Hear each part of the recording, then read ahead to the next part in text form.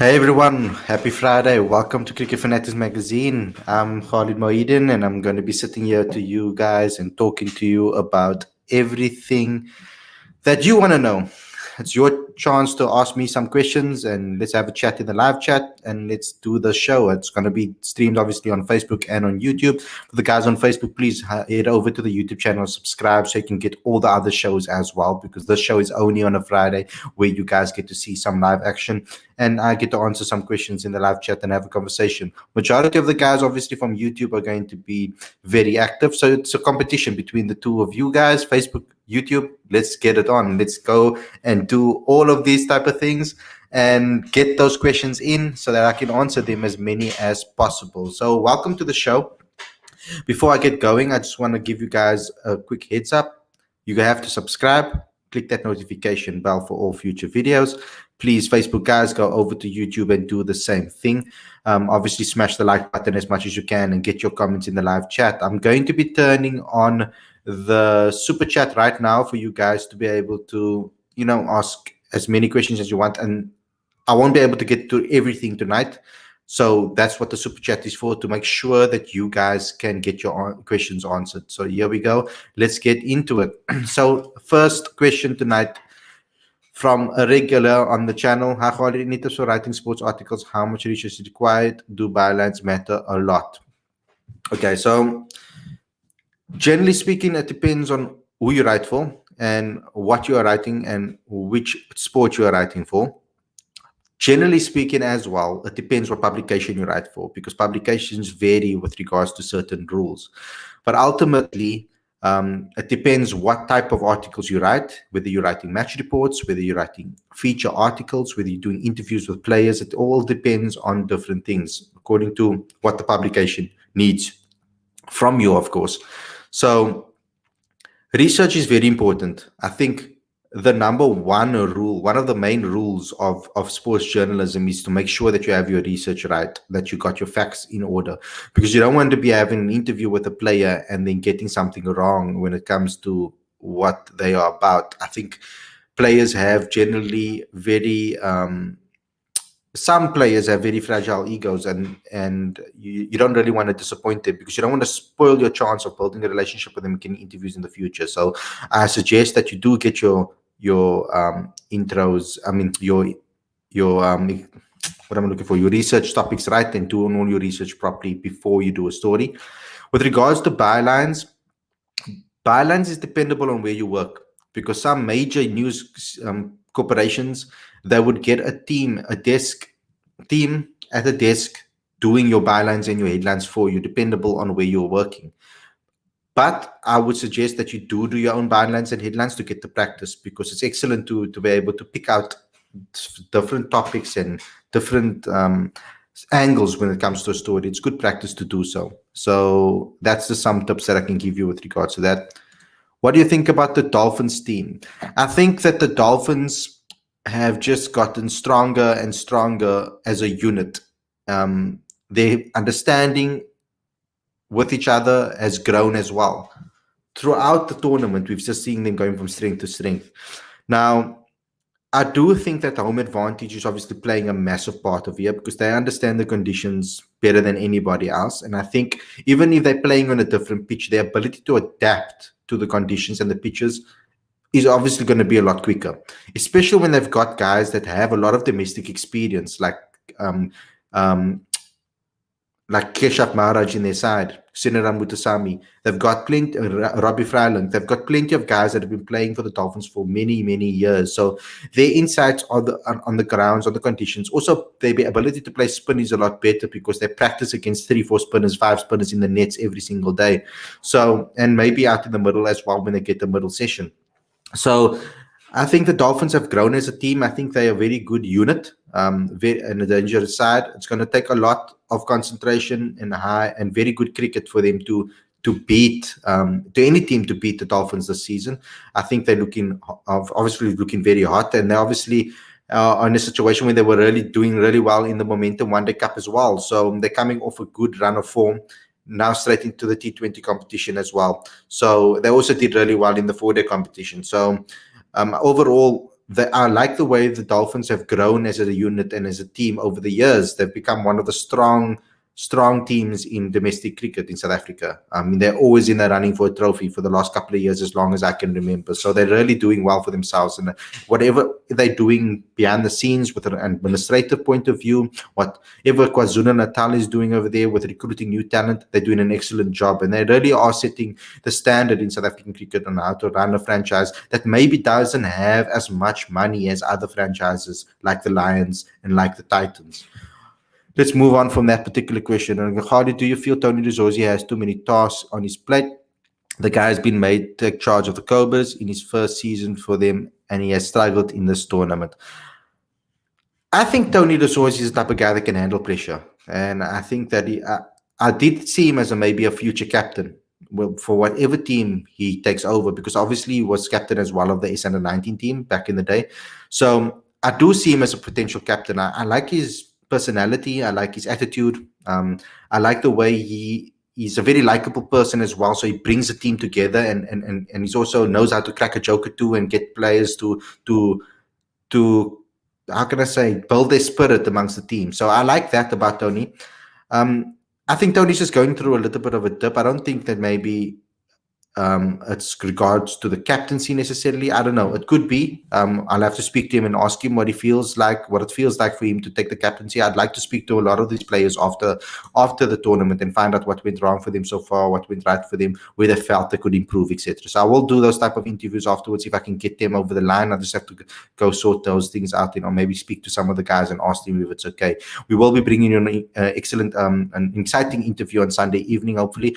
If the player does, I'm not going to say who it is, so you guys must just come over to our Sunday podcast to check out who we'll be talking about. But I think Tony is a person that can handle the pressure. So it's unfortunate that the Cobras haven't played to their potential. I think they currently in a rebuilding phase. They have a whole brand new team at the moment, actually, if you think about it. A lot of guys have left, Kleinveld and Bedingham and Rory Kleinveld and Matthew Kleinveld as well.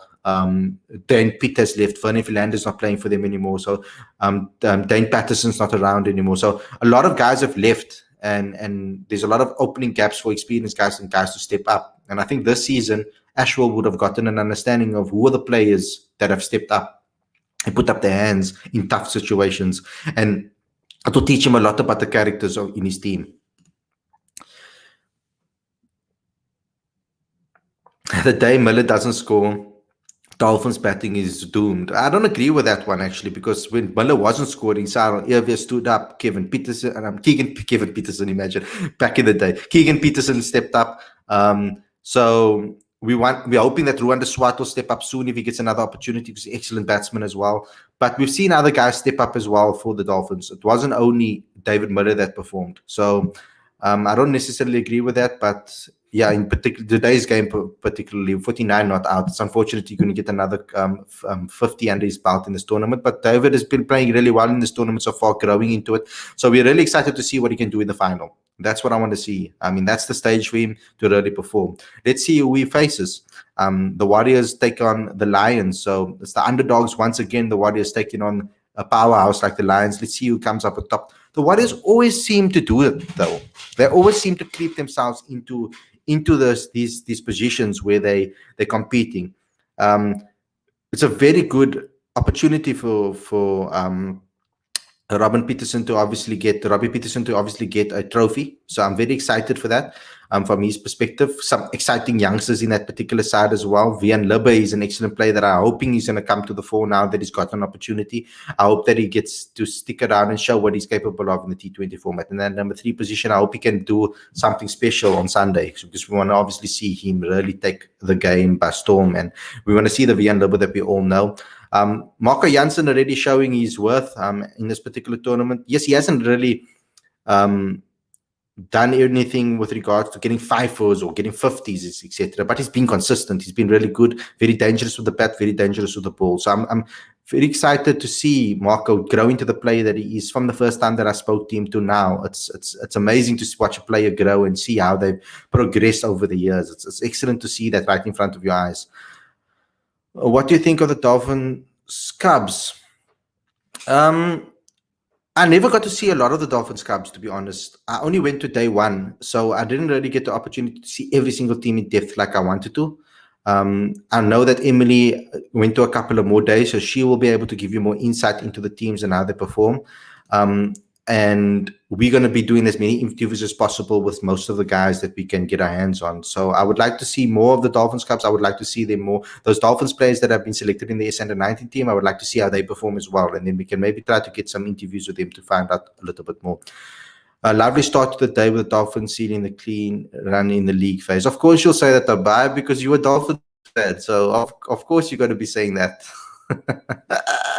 I love it. Anyway, so we'll see where the Dolphins end up. Maybe they'll win this tournament. I mean, they are favorites being that the game is at home. That's why I would have actually preferred them to maybe take a neutral ground. But there aren't many around. So for them to be able to pick on. But I think that if they pick a ground that maybe not a lot of the guys play at consecutively or more often, then they would obviously be in a little bit of a better situation. Mohammad Aminah Khalid, when selecting the World Cup squad, how does one accurately compare the performances of players in different leagues? For example, Pakistan Super League versus CSA Challenge. So that's an interesting one that you're asking me right there. So you'll have to look, well, if I was a selector at least, I would look at the way those performances played out. What were the match situations? So I'll look at a guy. So if I'm looking for a finisher, for example, because currently I think South Africa at the moment have kind of solidified their 12, 13 players. I think they've got their 13 players in their mind of who their first 13 is. They're trying to fill in those gaps. I think they need a finisher. I think they're looking for maybe to solidify that death bowler position, maybe. Another spin and all-rounder. I think those are the positions that they're looking for to fill that squad.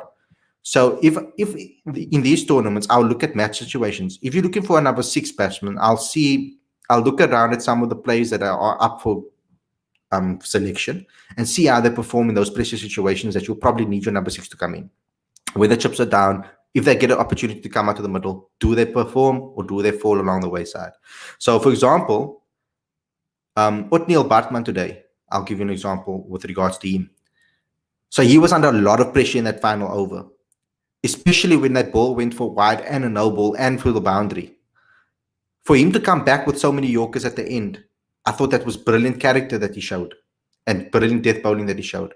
So that was interesting. And all of those things that I think that show good characters in a player. So you want to see those players play under stress.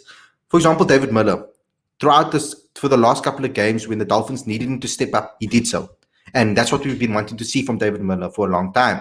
And he's doing it now consistently in CSA T20 Challenge. Let's see what he does when he goes to Pakistan and plays in the Super League. I think he is going to be playing there. And let's see what they do in the IPL as well. But before all of this, we have some series that we're going to have to look at. So before South Africa select their World Cup squad, we've got a Pakistan series over here that we're going to, in April, where we're going to have to get an opportunity to see these players play international cricket, which is the best standard to basically judge the players, to be honest. So let's see how they do there. Okay. Shout out to Abai for the summaries that he's been doing on the CSA T20 Challenge. Go ahead to cricketfanaticsmag.com and go check those ones out. He's been giving awesome summaries on all of that, so that's awesome as well. Khalid, are you keep studying or you're a graduate? I've already graduated. I have a degree in communication science and psychology. So communication science covered everything with regards to journalism as well, film studies and other things as well. So I do have a degree as well. We've got Zondo Kashile should score at faster rate, but put a lot of pressure on Miller from the past 3 matches. Only Miller who is taking the Dolphins score to 150s. The others in the middle order are playing many dots. Yes, I think they will get better. They will get better as they. I can't say they will get better because they're already in the final. We'll see how they perform in the final, especially this particular team, because they started off really well, the middle order. When David didn't necessarily come to the party at first, the other players did. So it is like that. Tournaments go like that. It's good that David, because this is the times when you need David the most, is when the team is struggling, you need him to step up. So it's good that he's playing that role. Similarly for the Proteas, it's okay if David doesn't score when the others are scoring. So when the top order are scoring, for example, the Proteas, when the top 4, top 5 was dependable on where David's going to bat, but top 4, top 5 are performing and they're scoring runs, then David doesn't necessarily have to come to the party and score a massive 50 or do those type of things. He has the talent to do that regularly and consistently, yes. But I want to see him do it when the team is in trouble. And that's when David Miller is at his best. And that's when he needs to be consistent. And he's been doing so far. So I can't really criticize him at all on the way he's played in this T20 challenge so far. I think South Africa must select Verreynne, Magala, Van Tonder for Pakistan series. I agree. I had to double check the names again. I think that they should. I think that all 3 of these guys must play. I think they need to give some of the youngsters an opportunity. Give those guys some rest. The guys that have been in bio bubbles, from bio bubble to bio bubble, back to back bio bubbles. I think give those guys a rest and give them an opportunity to give the younger guys an opportunity to put up their hands for that World Cup, to fill those last 3 squads. Because even from a learning perspective, if you've got youngsters in the team that are performing as well and are in good form, then that's the perfect balance, because these guys will learn from that experience as well. And I'm always looking for guys, younger guys that can learn, of course. Why can't CSI schedule day-night tests compared to other teams? Man, I think currently you need to have the right venue for it, COVID regulations, all of those things, especially with the whole curfews in South Africa at the moment. We've got curfews at 11 o'clock. When everybody needs to be in their house by 11 o'clock at the moment, the curfew rule. So day and night's going to be a bit tricky. Going to be a bit rushed, especially when journalists need to get in stories and all of those type of things. So I don't think it will be a good idea to maybe do a day and night in South Africa right now with the pandemic and the way the pandemic is at the moment. Miller is literally carrying Dolphins batting on his shoulders. Yes, at the moment, for the last couple of games, yes. I mean, if I'm starting to be corrected, but I think only Miller has scored 150 and 149 so far in the tournament. Let me just bring up the stats from before this game. I do think I have it over here. Yeah, David Miller's not on this list, on that list then. Just you can rectify me in the comments. I don't obviously know everything. Bashir Walters from the Warriors saying, thank you, Dolphins. Yes, because now the Warriors have an opportunity to get in the final. I would like to see the Warriors and the Lions. A great feisty battle over there. Bashir, good luck for that game as well. Thank you for tuning in and thank you for always supporting us. Which player impressed you most and which player should get a chance in Pakistan? The player that impressed me the most in this tournament so far has been, but it's not only this tournament, he's been impressing me for a while, and that's Isanda Magala.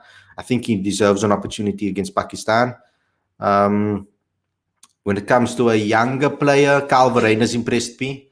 George Linder's impressed me, but I knew what George and Kyle are capable of. Zubair Hamza really impressed me. It's a pity that he got injured today. He looked in fine form before he got injured. Mahima also impressed me a lot from the Cobras, the spinner. But I think that he maybe needs an extended run with his franchise before maybe getting a call up to the national side. I don't know how the selectors are thinking about that. I think Van Tonder really impressed me the way he batted for that 81.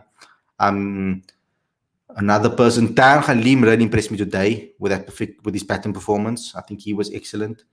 But if I'm thinking about the Proteas directly, I will have to say Sasana Magala. I have to say Kyle Verreynne. I think George Linder's already in the mix, so I'm not going to say George Linder. I think from a Dolphins perspective, Utnil Batman expressed me today, so maybe he can get another opportunity. From the Warriors perspective, Marco Jansen's really impressed me. I think that if I think more, yeah, I'll have to wait and see. I think the final say will have to happen. Bjorn Verteen's has been really good for the Lions as well. Um, I think what we'll have to do is we'll have to check Sunday and then the final, and then we can have a conversation, and maybe then we can unpack everything, the whole tournament, who we think stood out, who was great there, who wasn't great there. Something like WTC final would have been great for us during the golden period in tests. We would have won the first ICC trophy with the test team of 2003 and 2013. We meaning the Proteas, he says. True, Cobras have a lot of newcomers, and it's normal for a first season not to be that fruitful. But going forward, the learning curve will no doubt be sharp, and I think we have that what it takes. You can't say we for them as well. Are you saying we for the Dolphins, Abai? Because I hope you're not saying we for the Cobras as well. You can't come pick two teams here. It's like supporting Chelsea and Tottenham. Bashir again saying on YouTube as well, thank you, Dolphins. Giving us, you see that's the love we need, guys. Commenting on Facebook and on YouTube. You need the love there. Smash the like button, everybody, for that, because that's excellent. Could play the final at Cape Town. But the traveling and all of that now. Dolphins Cubs, decent side. Here we go. King Lubabalo, Coach Lubabalo has spoken. Dolphins Cubs, decent side. Special mentions of fast bowler Mbata. All-rounders Luke and Dyer, Simelani and Slade, or Slade, sorry, Slade. The guys don't. Slade misses out. Long ass week. Who do you think will win CSA T20 Challenge? I'll put the. Oh, now I've got friends watching the stream.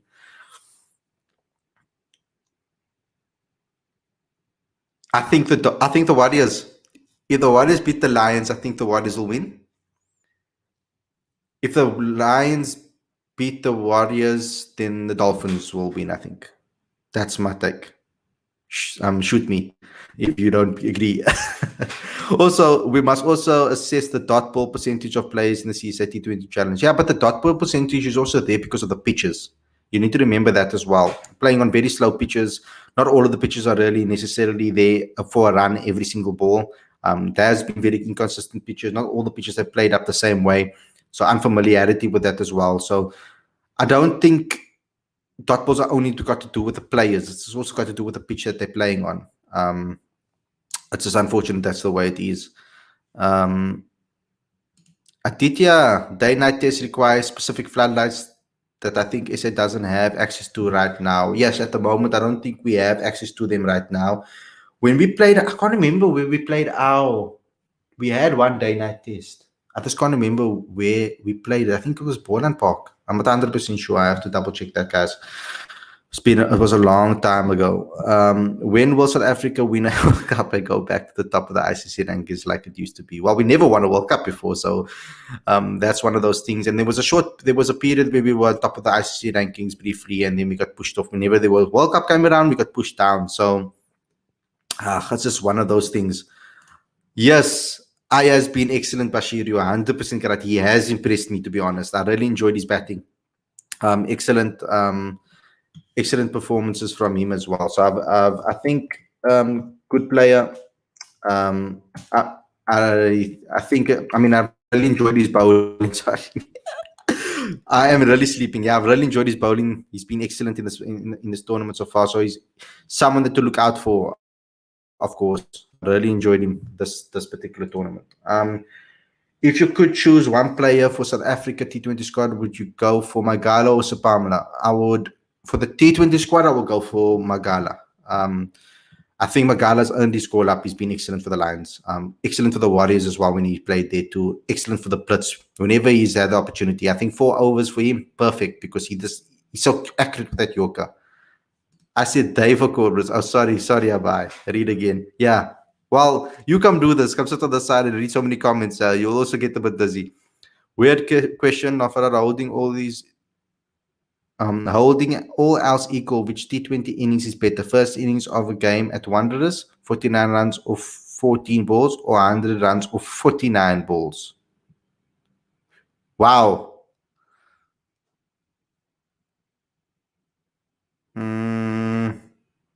Have to be the century for me, I think. It was excellent. No player played spin down the ground, which is a symbol of quality spin bowling players. Yeah, I mean, we South Africans generally struggle against spin. It's one of those things. That's why I was happy that this particular tournament was in Durban. I think there was some thought process behind it because obviously World Cup's in India, so there's some thought process behind it where they actually picked Durban. Yes, of course, also because of the secure environment. Um, they had the Pakistan series over there with the Proteas women, so it was already in secure environment and tested. So a lot of those things all played a part in it. Um, but also I think if I'm going to give them credit for it, even if they have thought about it, the fact that Durban is a very much a spinning track, it kind of helps the players prepare actually for India for the World Cup, and being those playing competitive cricket like this crunch cricket where it's going down to the wire on those particular pitches really gets your mindset in order. You know what, and going back to, I want to go back to Aya as well. I think specifically the way he batted in the last two games as well, I have to say, was impressive. Now, you can maybe go to his his profiles and you'll see that they mention him as a bowler. Some interesting knocks there as well. Aditya they experimented day night at P against Zim. Yes, that's where it was. Also, they get full support from the crowd as well. But yeah, I don't think. I don't. Maybe they think that they couldn't secure PE or St George's Park a buy bubble there and all of that, and get everything working in time for a series like this. So maybe that's why they are not doing that. I don't know what the reasons behind it is, but I think what South Africa is struggling to do is actually get an opponent to play tests against at the moment, because after Australia cancelled the tour, it really was a blow, because it was too late for them to get any other matches or get any other test series so quickly.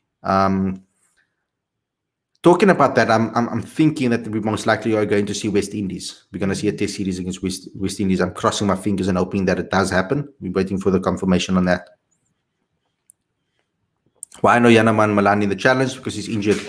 Him and Andre Berger are both injured, which was unfortunate. So it was unfortunate that has happened. Only Van Tonder played a little bit better. Yeah, and Van Tonder was. I really enjoyed that 81 of his. Played a very good knock for his side. I just wish that he maybe took control of the match at the end overs and really tried to smash the ball out of the ground. Bowlers also bowled really well as well against him, so it was a bit tough for him. His class, I wonder where he would have been if it wasn't for the injuries. Always been quality. Yes, I really enjoyed watching him play this T20 challenge. It's really been excellent. Proteas need openers who can score big runs, but none of the de Kock Bavuma scores big. De Kock has it in him, and so does the Bavuma as well. I think they need to play more often together at international level for them to really build a partnership. We need to see that the combination a little bit more. Who do you think was the best player of spin in the tournament? Wow. Sean, that's an excellent question. I'll have to think now back. I'll have to think back now. It's going to be tough for me to think of all the games that I watched to really see it, make it stand out to me. I like the approach of Kyle Verreynne against the spin. I think he played really attacking against them. We saw some double steps from him, getting himself to the pitch of the ball. I think Zubair Hamza was excellent against the spin as well. David Miller was too. Come to think of it, I think Pite wasn't too bad either. But you see as well, you're gonna have to check as well who played against the Dolphins, and because the Dolphins, majority of the time, the Dolphins had the most spinners in their side, so they obviously gave a run for the money. They gave teams the run for the money when it comes to spin the most, but also the way players played Shamsi. I think that was also very encouraging. You need to check that out as well. Like I think Tristan Stubbs, for example, I was actually very impressed the way Tristan played, especially the game against the Titans. I think Tristan Stubbs was played spin very well, and I think that someone like you, Sean, and someone like Lubabalo can give us some extra insight in what you guys think on that, because I really thought that he really played well. He impressed me as a youngster against the Titans. I think he played really, really well against spin. So, and if I must try to think of, I'm trying to think of some other guys that really, really stood out to me. Like that I can really say that was excellent, that was amazing. Because you've got, there was a particular over, I think it was in the 13th over. Was it the 13th over? I can't remember exactly where it is. I'm trying to remember the overs that had happened, but I particularly think that there was a 4 that he hit off Harmer. He played Harmer really well. Stubbs I'm talking about right now, and he played Shamsi when he hit Shamsi for 6 as well. He rotated the strike against the spin as well. So Stubbs really impressed me with regards to playing against spin. I would like to also know what you guys think as well in the comment section. Let me know. Like I said, the reason why I think they played well against spin is because of the attacking mindset they played against spin, because they didn't try to go to defensive. I know you in T20 cricket you can't really, but they were really very attacking towards them, against them. There's an AB question. If AB comes in the T20 World Cup, Faf should be dropped and not Rassi. I feel Rassi is much better T20 player, as he can change gears anytime and hasn't done anything wrong. Momentum Tokak Malan Rassi AB Miller as top 5. Wow, it's a massive statement. Maybe someone like Heinrich Klaassen could miss out for AB de Villiers.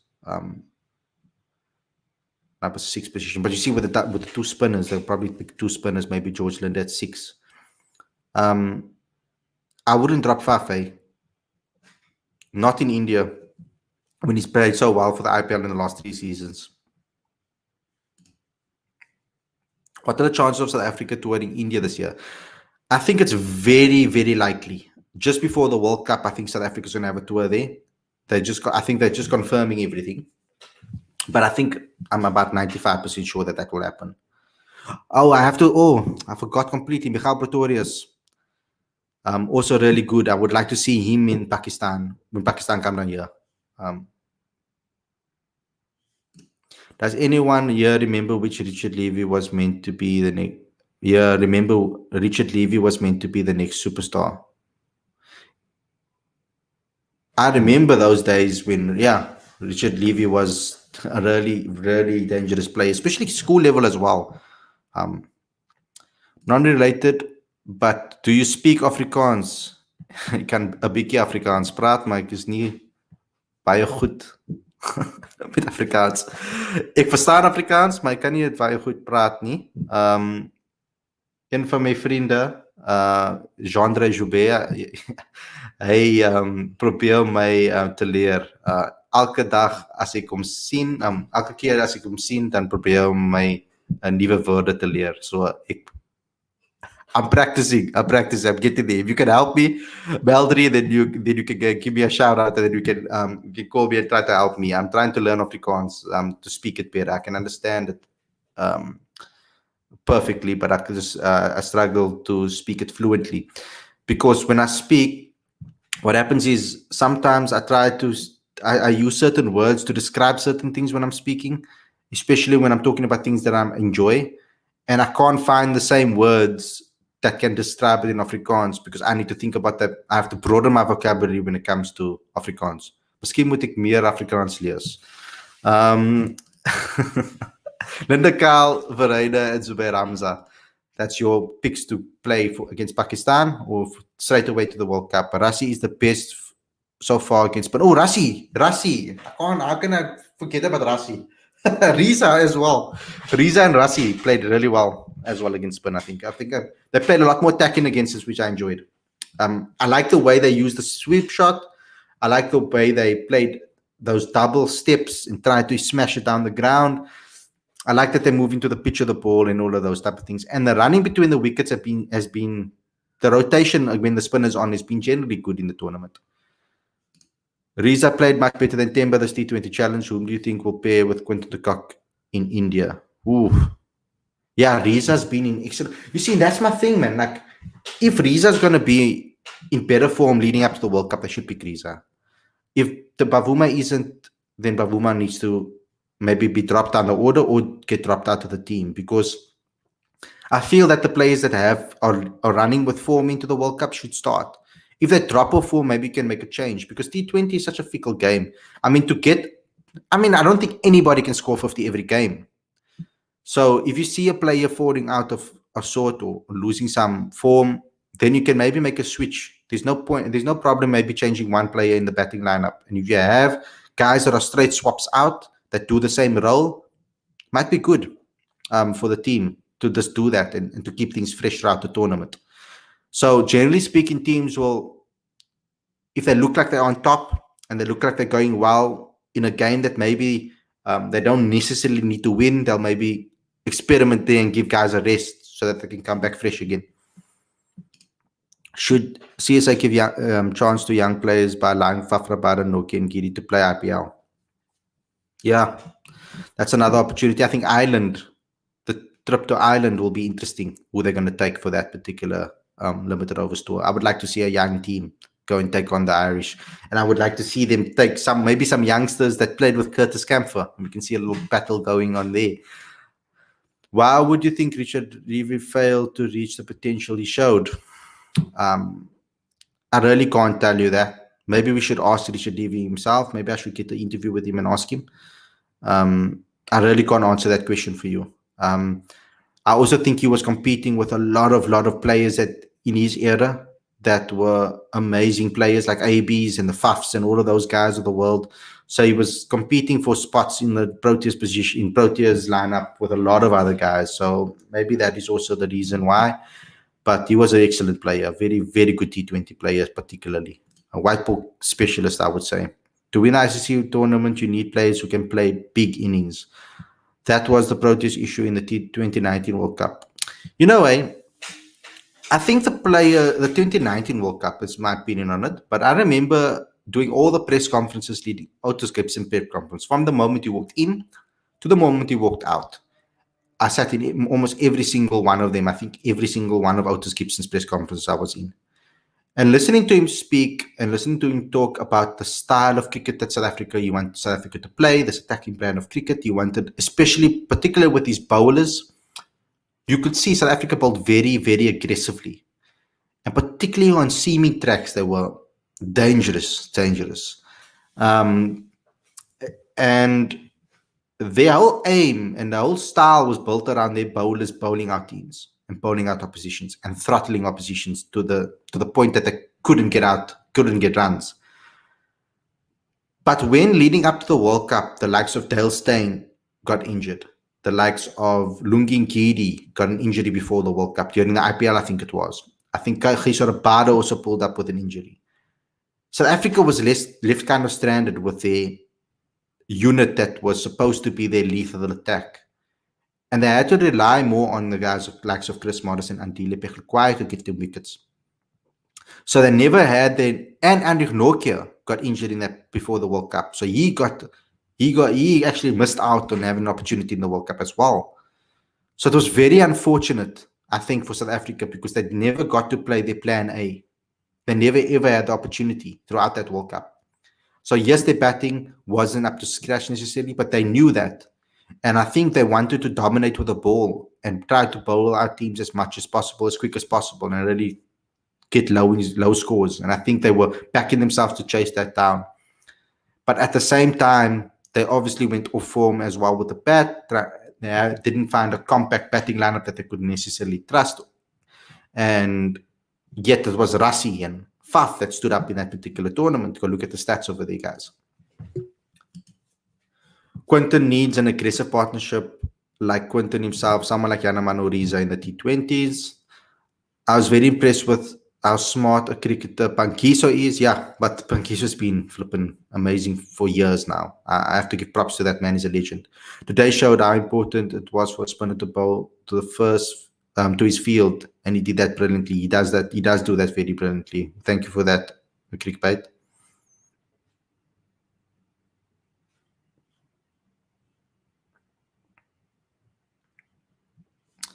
I'm gonna take one more comment, guys.